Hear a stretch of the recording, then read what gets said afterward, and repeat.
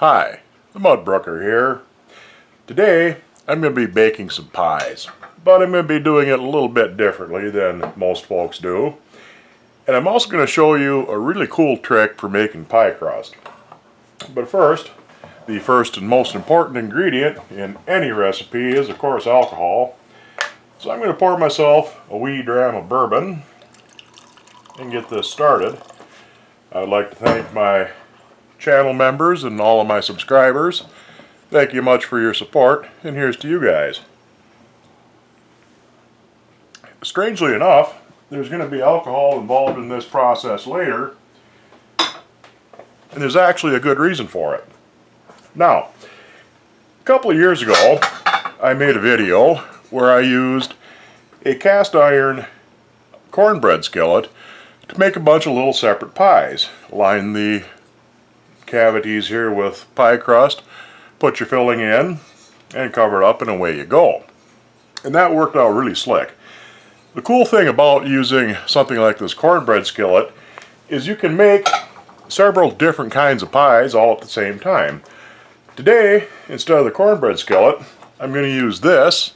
This is called a Turk's head pan, and it makes these nice little usually for cakes or things like that, but I'm going to put a pie crust in these and use a filling in it. Things like this also work really great for making cupcakes, brownies, pretty much any sort of baked thing. This is an old Griswold muffin pan, or actually it's a popover pan, which are just a little bit deeper than muffin pans. But that's a nice old Griswold cast iron pan. I'm going to use that in the Turk's head pan, and if I have enough crust left over, I might make a few with this thing. This makes little kind of rolls, tea cakes. I forget the exact name what they call these, kind of a roll pan. This is an old one, not sure who made it, but it's nice, it's old. And it's a lot of fun to make these little pies in different sort of baking ware. First thing I gotta do is make some pie filling. I've already got a bunch of them made. Normally I would use fruit that I've canned, but the only fruit I have left right now is peaches. Peaches are really easy because I just had to cut these up a little bit smaller. You just dump them in the pan, bring them to a boil, add a little bit of cornstarch to them, and thicken them up, and you got your filling. The other things I'm using though are frozen fruits. I got blueberries, black cherries, mango chunks. I found mango chunks at the store and I just had to try them. I'd never tried them for a pie before and it sounded really good. I got blackberries, I got peach, and I think one more that escapes me right now. But I'll show you how to thicken up and make a fruit filling with these blueberries. A lot of folks like to can their pie fillings, but I don't, because I prefer just to can the fruit. And you can use it for a lot more things besides pie fillings. If you do can pie filling, do not use cornstarch as a thickener. Cornstarch is not shelf stable. You can't store it for very long. You have to use, it's commercially called clear gel. It's a shelf stable starch thickener.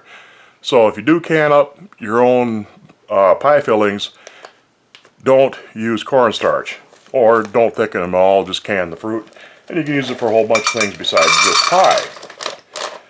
You put your blueberries in a pan and add a little bit of water, maybe about a quarter inch or so in the bottom of the pan.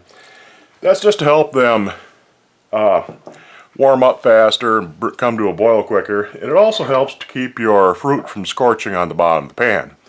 You don't need a whole lot, just a little bit in the bottom of the pan. We'll get this warmed up and get her thawing out. Now as these thaw out, you're going to get a fair bit of juice out of them, so like I said, you don't need a lot of water. I'm also going to add a little bit of sugar once I got some juice in there and get these thawed a bit. Be back in a minute or so once these warm up. Alright, these are heating up good. They're not quite boiling yet, but they're getting close. So I'm going to give them a little bit of sugar. You got to do it by taste depending on the fruit. Start off with maybe a tablespoon or so. Depends on how much fruit you have too. But give her a little sugar. Oh, they're just about boiling. Give her a little bit of sugar. Give it a taste. Just a tiny bit more, I think. Give it a taste. See if you like it. And then we'll thicken this up once it comes to a full boil.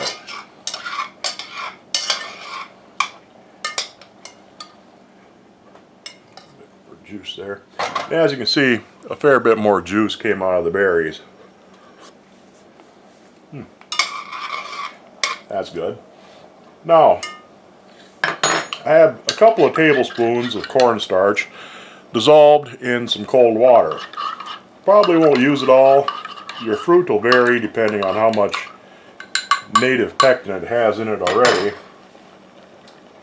So give her some and give it a stir. When you first pour it in, it will be cloudy, but it'll clear up as the starch cooks and thickens. And that looks just about right. Maybe a tiny dribble more. Sometimes these thicken up pretty strong on you. Sometimes it's a little bit thinner. A little bit of guesswork to it, but it all works out good. And that's all there is to making pie filling. That's all thickened up. I'll put this in a bowl and set it aside. And then I'll get set up to make my crust. Isn't that a nice, pretty looking color?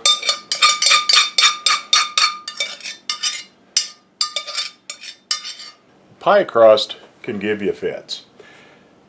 You're trying to get something that's nice and light and flaky, and instead you end up with something that tastes like half-dried Elmer's glue and has about the same texture. The problem is gluten. You have to have gluten in order to hold everything together, but if you add too much water, you activate more gluten than you need, and it gets to be sticky and heavy. Most pie crusts call for as little water as possible, which makes them crumbly and difficult to handle and difficult to roll out. If you want to get in your pie crust good graces, all you need to do is buy it a drink. Pie crust loves cheap vodka. Ice cold, the cheaper the better. And I'll tell you why. Because the alcohol doesn't activate the gluten. It doesn't dissolve like it does in water. But it wets the dough down enough that you can handle it easier. So you're actually using a good bit less water by replacing half of the water you would normally use with cheap vodka. And when you bake it, the alcohol simply evaporates off without making your pie crust tough and gluey. The other secret to pie crust is you want to have everything as cold as possible. Now the sharp-eyed among you may notice that I seem to have quite a bit more stuff than what I'm reading off of my recipe. It's because I'm making a double batch. A single batch will make 2 9-inch pie crusts. This is a double because I'm not sure how much I'm going to need for filling all the nooks and crannies of these different kind of pie pans that I'm using. But anyway, I have 2 cups of all-purpose flour and about a half a teaspoon of salt. And I've had this sitting in the freezer for a couple hours. I have a 1/3 cup each of butter and lard. I'm going to cut that in. A lot of people will put this in the freezer and freeze it hard and then grate it up with a cheese grater, but that never really worked for me. It just doesn't quite work. So I usually use a pie cutter, and I'll show you that here in a second. Get my butter in there, get some of my lard going, chunked up.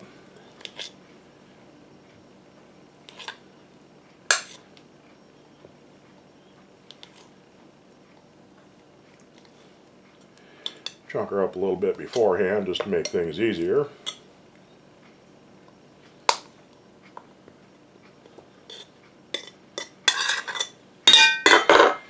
And I use a pie cutter, pastry cutter, whatever you want to call it.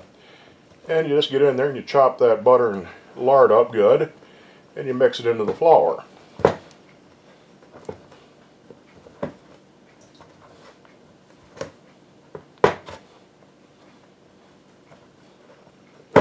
Like I said, this is ice cold. It's been in the freezer for a while.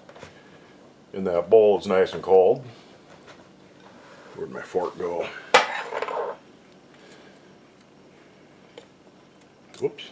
I bent my cutter. That ain't good. Must have been a little bit too firm. Or it's just a cheap little cutter. Anyway. You get in there and you chop that all up and you mix her in good with your flour.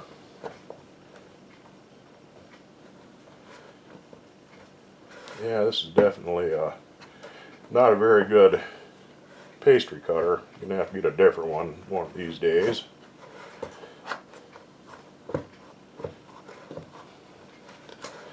But it should get me through.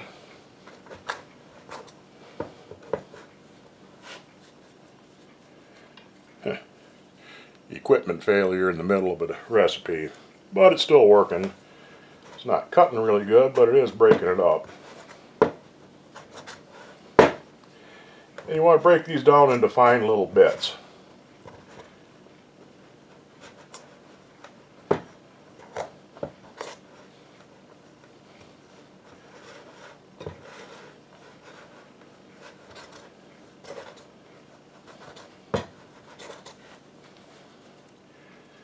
Got to straighten that out again.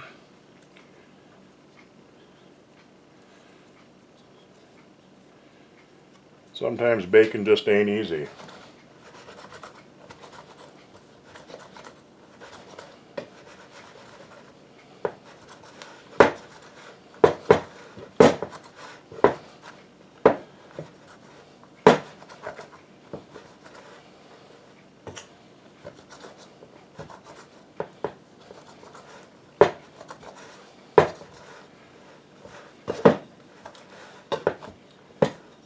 You want little bits rather than really mixing it into the flour, as melted, because then that makes pockets of oil in the dough, which makes it flaky.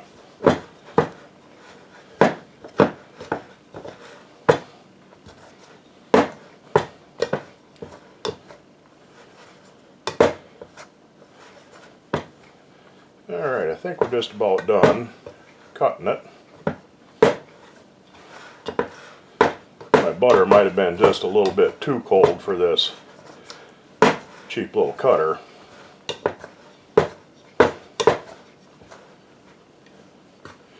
Yeah, it looks about right. Get rid of that thing. Now, make a little well in the middle of your flour and add a 1/4 cup of ice cold vodka. Like I said, this has been sitting in the freezer since last time I used it.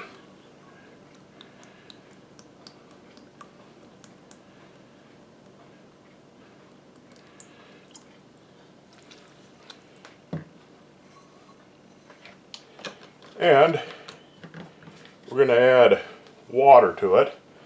Might not need all of it, might need a little more, but we'll start off with a 1/4 cup worth. And that's ice cold too. I'll put about half of it in for now. And get in there with your hands, mix her around.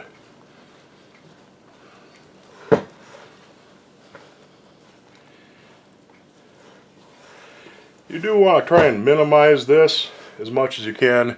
Use as little water as you can get away with, but make it so that it's a decently workable dough.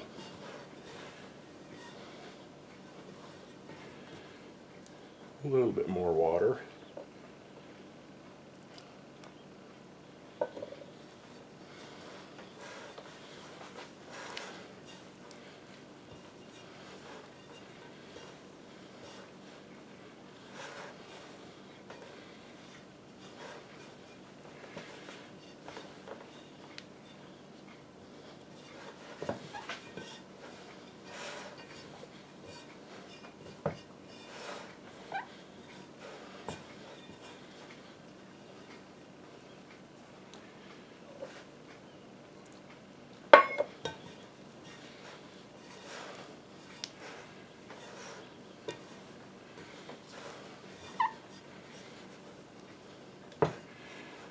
I'd say we're very close. Might need just a touch more water, but it's starting to come together good.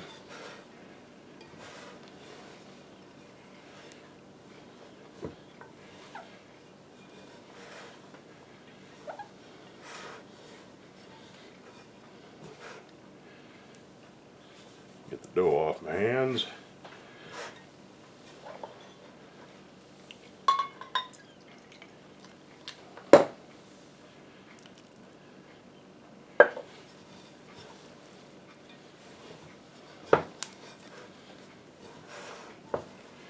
I think that's going to be really close.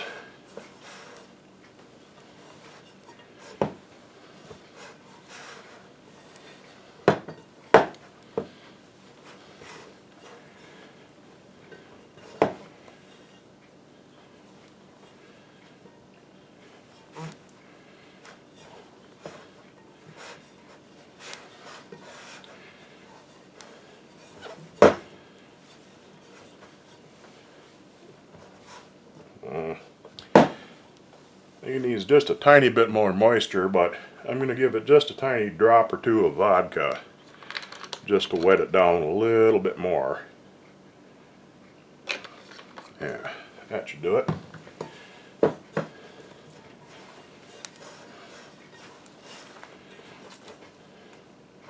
Yep. Perfect.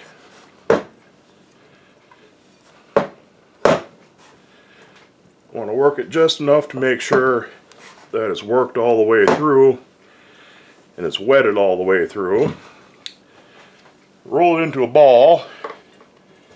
Then I'm going to wrap this in plastic wrap and put it in the fridge for 15 minutes. Get some more dough off my hands.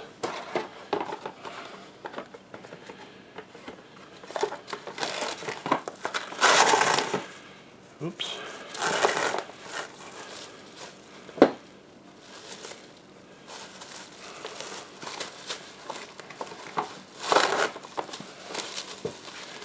There we go. Wrap her up in plastic. I'll knock some of these little extra bits out of here. And put that in the fridge and let it rest for 15 minutes. And I'll be back then. The colder you can keep your crust while you're rolling it, the better off you're going to be. To make a flaky crust, you want to have those little bits of butter and lard flattened out inside the dough, but you don't want them to melt into the dough. So, like I said, we keep this cold as we can. Ideally, if you have a marble slab and a marble rolling pin, and you can chill those before you start this process, that's even better. But what I'm going to do is do my first rolling. I'm going to cut this into pieces. If this was just a single batch, you would just cut it roughly in half. This is a double batch.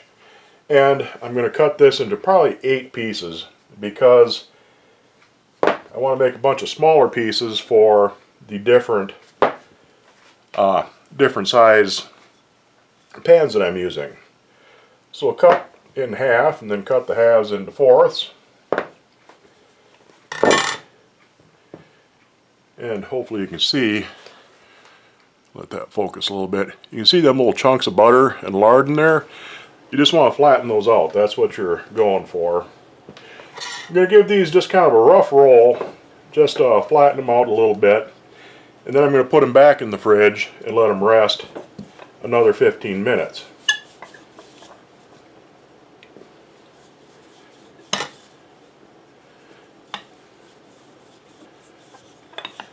Yeah, that ain't bad. You might get some of the butter and lard sticking to your rolling pin.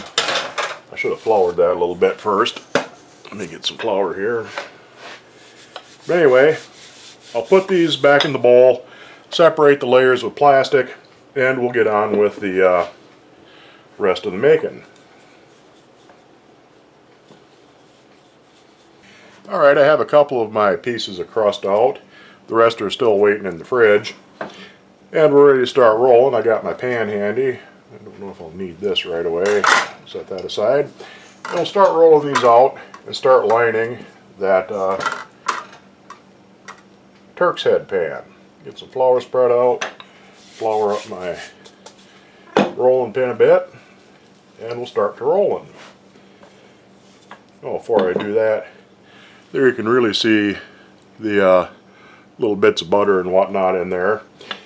As the crust warms up, it'll get easier to roll, but you're also going to have a tendency for the butter to want to stick to your rolling pin. A little flour usually takes care of it, but if it starts getting too warm and too sticky, just go ahead and throw it back in the fridge for a bit and let it cool off.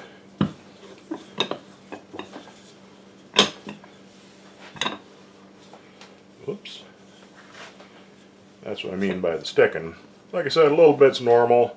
Don't worry about it too much, but if it gets to be a problem, then you gotta cool her off again. Flip that over, and I'll give her a little bit of rolling on that side. And I think we're pretty good. Good enough for a start.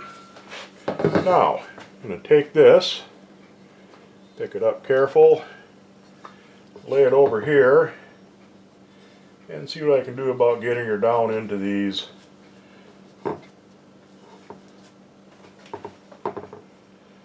little spots. Now I just want the corner of that in there so it's not pulling on the rest of it, and it has enough room to pull and flex down into the bottom. Press that in a little bit. Oh, we're doing pretty good. I think I'll make a cut here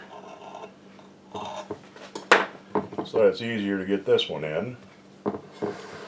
Gotta get myself on camera a little better. We're doing pretty good so far.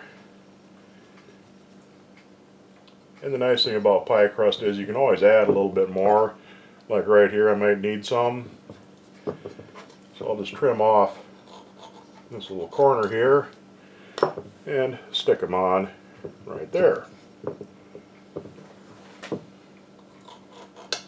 That piece a little thick. Squeeze them down some.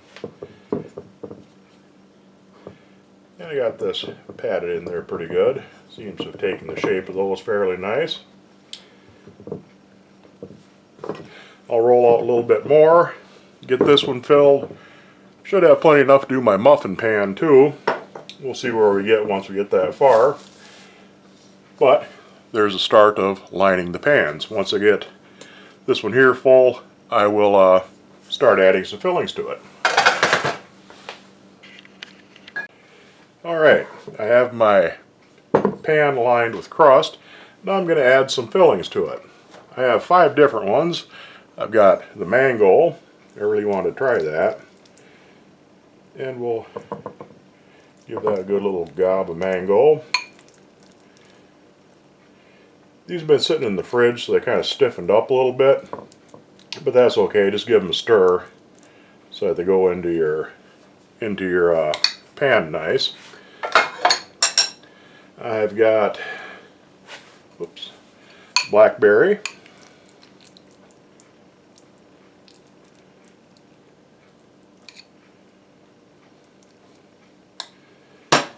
I've got the blueberry that we made.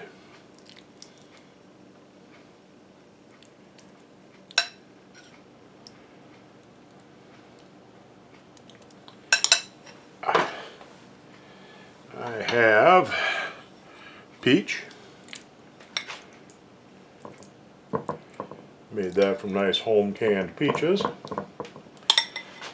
And I have cherry. It's a nice dark black cherry. There you get in there.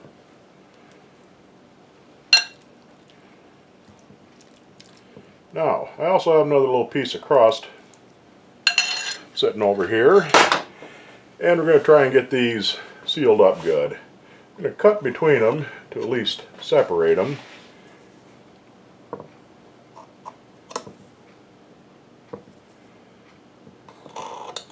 going to use the sharp edge of my knife for this one. That will work a little bit better. I should have enough edge. Then I'll just cut about yay much of this crust off. Cover that over. and pinch the edges together. I like to do kind of a pinch and roll sort of a technique. Are we not separated there? There we go. I like to kind of pinch them and roll them together. That seems to give you a good seal. Get you over here and you over there.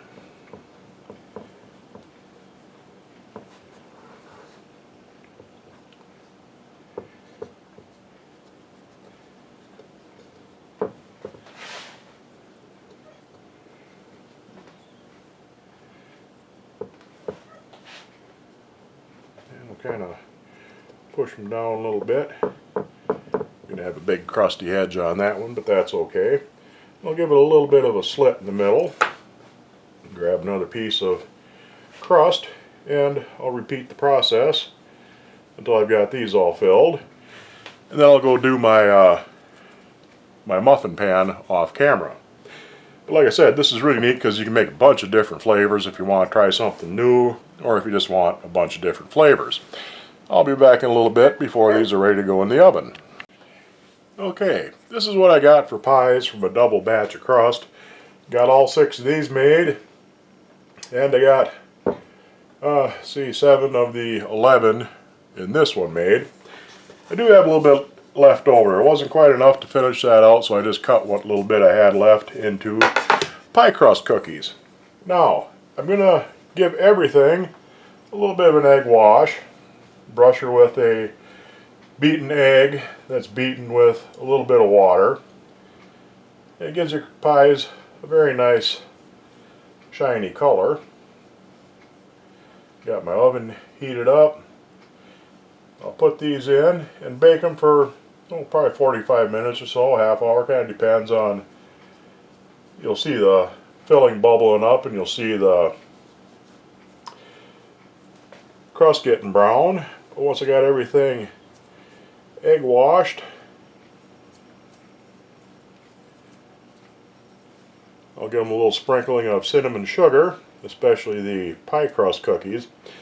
Pie crust cookies are just little strips of pie crust that you bake up along with your pies, and it gives you a good idea of how your crust is going to turn out, and it's a good way to burn up your leftovers.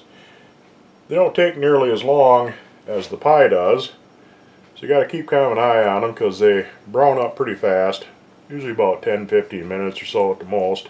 Oops, dripping a little bit on that. Okay, those are all good. Give these guys a little wiping down. But when these are done, I'll show you what my crust is going to turn out like. Should be pretty good. Looks like it turned out good, and it felt nice. You can feel as you're rolling it out if you have the consistency right. Set this aside. Grab my cinnamon sugar. Dust these guys down good. I had some nice pearl sugar. It's a real coarse grained sugar, and it was great on pies. I think I'm out. I couldn't find it. I'm just going to give these a light dusting of the cinnamon sugar.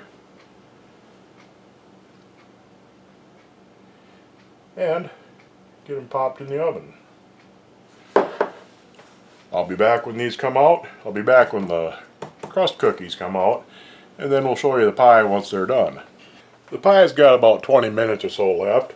But I'll be able to get a little preview of how my crust turned out. Got a little bit overdone on the bottom there, but you can see it puffed up nicely.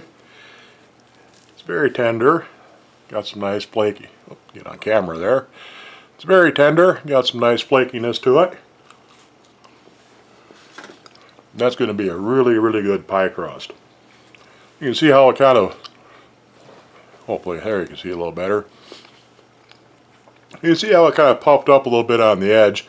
That's because you get those layers of butter chunks, lard chunks, and layers of flour from the dough. A little bubble there on the end. And as it bakes, the water will boil inside the butter, and that'll give you the nice little expansions and make nice flakes. So that really works all good using the vodka to wet down your dough rather than water. So anyway, once the pies are out and cooled off, we'll have a look at them. Alright, the pies are done. Didn't brown quite as much as I would have liked. Usually you get a nice gloss, a nice brown gloss from a egg wash. They still look pretty darn good. So, gonna let these sit and cool for a while. They should come loose in the pan once they cool a little bit. They already are a little bit, so I don't think I'm going to have much problem with them sticking. Let these cool off for a goodish while, and then we'll come back and give one of them a try. Okay, it's the moment of truth. These should come out of the pans real good. Wiggle them around. Yeah, they seem to be pretty loose. Yeah, that guy's a little stuck. But anyway, they should pop right out, like this one here. This is one of those mango pies. Ain't that cool? Get on the camera good so you can see. Top's browned up fairly good. Like I said, usually get a bit more gloss and browning with an egg wash. Not quite sure why it didn't. But that is really a neat little pie. I'll put him on my plate. Pop out one of these guys here. See how they turned out. Look at that. These are muffin pies. If you take your time and be real nice and careful, you can make them a little bit prettier, but I didn't, because I'm more interested in the eating, and they still look pretty neat. You got these cool little cupcake muffin sort of pies. I'm going to give this mango pie a try. I really wanted to see how that turns out. We'll break into her there. Oh, that crust is really nice. Stab that. You can see inside of her there.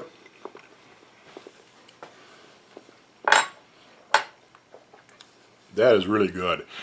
If you come across frozen mango chunks in your store's freezer, get some and make a pie out of them. That is really a good pie. Now these would be great for lunches, things like that, or just to have something really interesting.